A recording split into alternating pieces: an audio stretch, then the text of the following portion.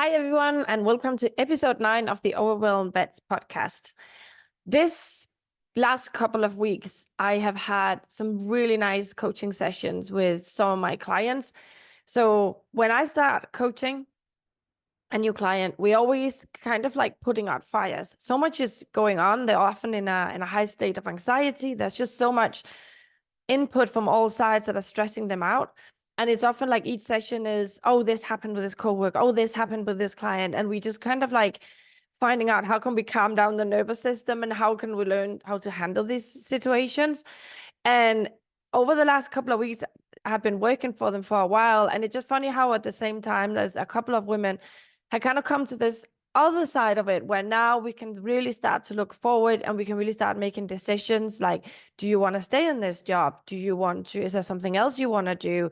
Do you want to start out by yourself? Do you want to try and pursue advancing in this career you have now? But from this place of much more relaxed and it's okay, I can stay here. I can cope with everybody around me. We're no longer putting out fires.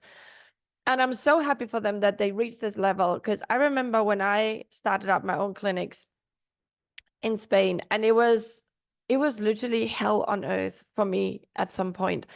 I felt so trapped by this monster I had created of, brick and mortar building, all the deliveries that had to be paid, the staff that had to be paid, clients that had these expectations I felt I had to fulfill all the time. My family, I was never there enough for them. And I felt so stuck and I felt so trapped and I could not see a way out of it because it literally felt like I was putting out fires every day, every day. And even at night when I was trying to sleep, my brain was just trying like solve all these situations that kept coming up. So being on the other side of that and then being able to make decisions looking forward from this like much more calmer and centered place, it's just such a good place to be in. The way I became unstuck with my clinic was because I literally sold it. I sold it and I just left VetMed. I actually locumed like crazy during COVID to save up enough money and just sit back for a year and decide what I wanted to do. I wasn't clear on what I wanted to do. And that's when I found coaching. Then I stopped putting out fires. And then from a much calmer place, I decided to come back in VetMed. And I don't know, obviously, what stage any of you are at right now, but if you feel like you are somehow stuck in the same place, be it the workplace or just be it VetMed in general, where you just feel like you are putting out fires every day and you just kind of like surviving every day and you're stuck in this place where you can't really make decisions. Should I stay in VetMed? Should I go part-time? Should I find another clinic? Like what, should I get a divorce? You don't know what to do because every day is literally just feels like a fight for survival because there's so much going on. You can end up feeling really, really stuck. And for the clients that feel really stuck in the career, there can be many, many reasons, right? It can be, for me with the clinics, it was the sunk cost. Like I had put over, with my business partner, we had put way over 100,000 euros into this business. There was the sunk cost of having invested so much emotion in it. No, it could also be if you have student loans, you think if I leave this career, how am I going to pay them back? Or if you have, there's a lot of social pressure as well. Being a vet, that's our identity now. And try and tell your mom you don't want to be a vet anymore. When I told my mom, she freaked out. And it just feels like there's all these external circumstances, kind of like, if you're not watching the video, but I'm kind of like making this figure of like something compressing, something pushing you down, and you feel like you're just boxed in, and it's quite a hard place to be in. And from the outside, people can't see it because you're really successful, you're working in what you studied, you're earning some amount of money that seems decent depending on what country you're in. You maybe have a family, you have like, you from the outside it just seems like you should be so happy and everything should be going so well, but on the inside you might feel this incredible pressure and just this stuckness. And it can feel like being a trapped animal. And I had anxiety attacks and had to go to the emergency room several times because I thought I was having a heart attack, and it was just an anxiety attack. They didn't know it back then. It's so much more helpful now when you actually know what's happening when your heart is coming out of your chest. So if you're feeling like this, there's a couple of tricks I want to give you to help you just kind of like get a better perspective and just come out of your situation for a moment and not feel so stuck and be able to make some decision that maybe can shift, even if it's just 5%, shift you a slight bit, so you don't have that stickiness of being stuck and trapped in this situation you're in right now. So what I love to do is to go to my future self, go as far as my deathbed. Might sound a bit extreme. So you're dying, you're lying on your deathbed, everybody are like crying around you, and you're looking back at your life. What would be some things that you are really glad you did? You know, for me, for example, like having my kids is like, that's just like top, like having my kids was one of the best things I did. I'm so glad, I will never regret it. Studying to become a vet and becoming a vet, I'm so glad I did it, even with all the misery and emotional damage that came with it. Because if I hadn't done it, I know that I would have had so many regrets for not pursuing that dream, because it was something I wanted for so long, right? And then what regrets might you have? And really look at it from this perspective of a dying, hopefully like 107-year-old woman looking back, like what regrets would you have? And I think for me personally, it would be regrets for not doing stuff. For example, now in January, I have booked my first trip to Asia, to Thailand. It's something my husband and I have been talking about for literally years and years and years, like not just not organizing it. Just like we want to go to Thailand, thinking about the food, the beaches, talking and talking about it. Now we finally booked it because I said, like, imagine if something happens to one of us and we never go together. Like, I don't know, I'm 47 and he's 12 years older than me. Like, who knows, right? So much happens at this age. I'm losing friends right, left, and center. We need to go because I do not want to be in my deathbed and then think we never got to Asia. So look at what regrets you might have. And I would say if you're stuck in like, for example, a toxic workplace, right? A regret you might have on your deathbed would be, why did I stay and put up with this person for 10 years, right? Why didn't I say anything? Why didn't I stand up for myself? Or why didn't I just leave? Why didn't I get help? That could be a regret, right? I feel it's always stuff we didn't do that we regret, right? Why didn't I take a step? Like, I always wanted to be a singer instead. Why didn't I pursue that, even if I failed? No. So looking at your deathbed and looking back, like from this bird eye perspective, you might see your life in another light and just think, wait, what am I doing? Like, why am I stuck in this place that's not paying me any money and nobody's like valuing me as a person? No. So that could be one regret. No, if you feel stuck. And what I want you to look at when you look at what you're happy you did and what you might be happy you didn't do, or what regrets you might have around what you didn't do, is like the reasons you had for doing it. Because the reason for me, for example, to become a vet is because I just wanted it so badly. I loved animals. I was obsessed with it. So my reason to become a vet was not because my parents pressurized me into it. It was because I thought it would make good money, or because whatever. Because I didn't make any good money the first 10 years, to be honest. It's not until, I dropped the clinic and then became a locum instead and a night vet. That's now I'm making good money. But I didn't for many years. So if my reason to become a vet had been, I think it's going to make me good money, that would have been a terrible reason, because I never made good money, right? But I became a vet for my love out of animals, and I was obsessed with science, and I just wanted it so badly. So even if I had some bad years, the reason, well, I liked, right? So you need to look at the reasons of the things you have done, not what actually happened and the consequences of your actions. Because once you do something, you can't be sure what consequences it's going to have.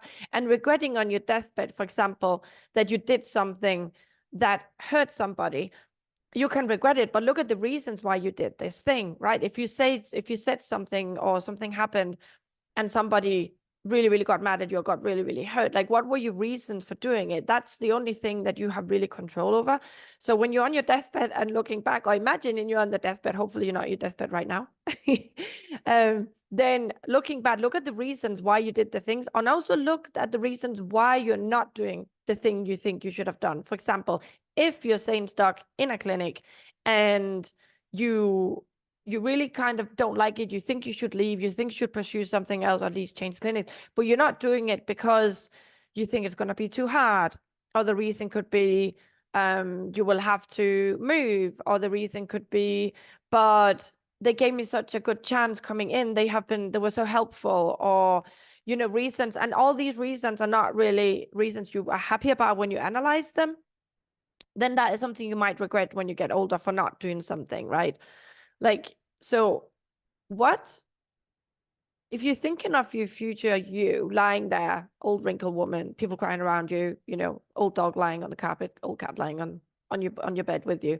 Like, how do you want her to look back at her life and feel that you gave it all you've got? Like, how can you look back from that perspective on your situation now, like, and that old person even give you advice and say, look, for example, me, Gunilla, like, if these clinics are killing you and you can't see a way out, just sell them, just get rid, even if you don't make any money out of it, even if you still got loans to pay off, just move on, stop staying in this situation because of the sunk cost.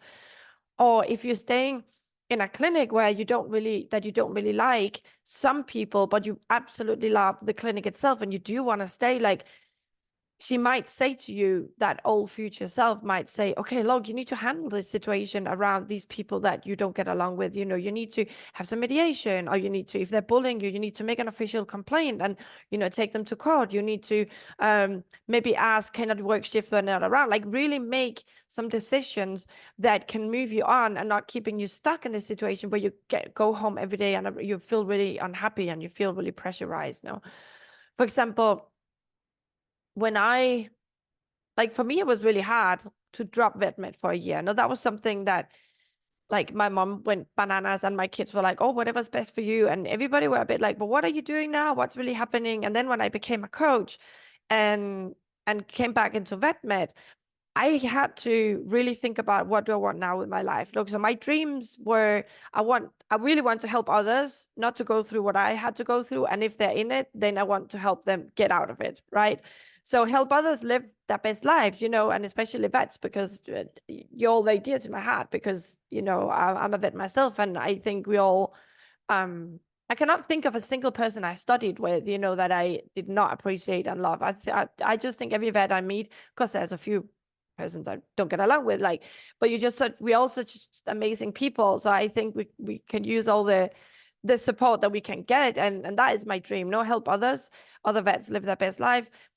I have a dream about writing a book, which I'm going to start this summer, like travel the world, which I am already doing.